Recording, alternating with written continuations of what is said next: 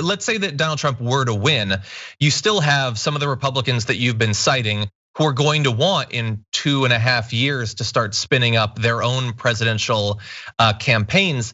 I assume it would be more difficult to run a sort of really explicitly anti-Trump sort of campaign if he's the guy sitting in the White House while you're doing it. Oh yeah, it'll be impossible. I mean, and honestly, I think if we want to play these imagination games, if Trump were to be reelected, I think Pence doesn't have a real easy path to the nomination were he to run after 4 more years of Trump.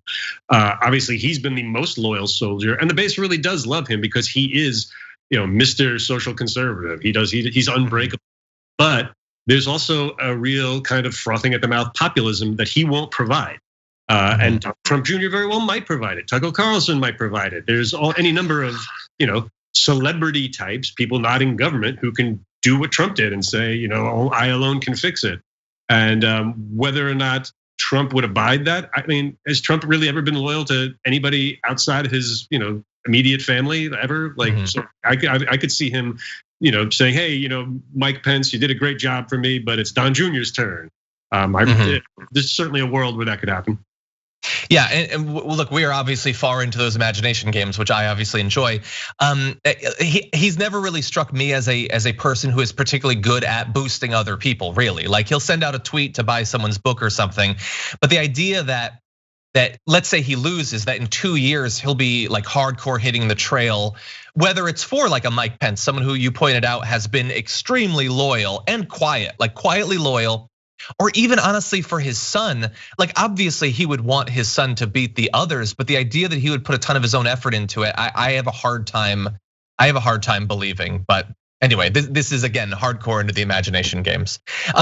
In terms of just to continue on with, if Donald Trump is to win, let's say that Mitch McConnell maintains his Senate majority. In terms of the Republican Party in the Senate, the sorts of legislation they'll be pursuing and things like that, do you expect that there will be largely a continuation of the legislative and judicial strategy going forward? Or will Donald Trump theoretically not running for re-election have any sort of subtle effects on Mitch McConnell or any of the others?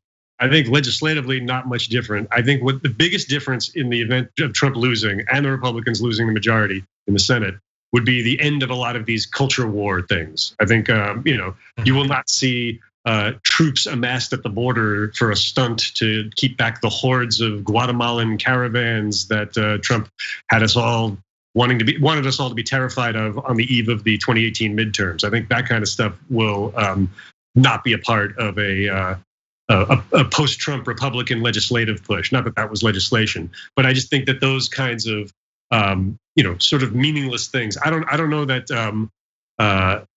Certainly, when it comes to abortion, and when it comes to taxes, and when it comes to tough on crime judges, I think Republicans will not be changing their paths to victory on those issues at any point. But I would suspect that in a post-Trump world, a lot of the culture war stuff takes a backseat.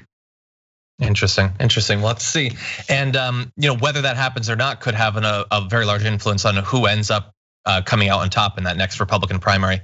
Well, Anthony Fisher, really appreciate you joining us, everybody. Anthony's writing is available at Business Insider, including if you want more information about these Republicans and their slight tiptoeing for the exits, as you put it. Anthony, thank you. We really appreciate you joining us. Thanks so much for having me.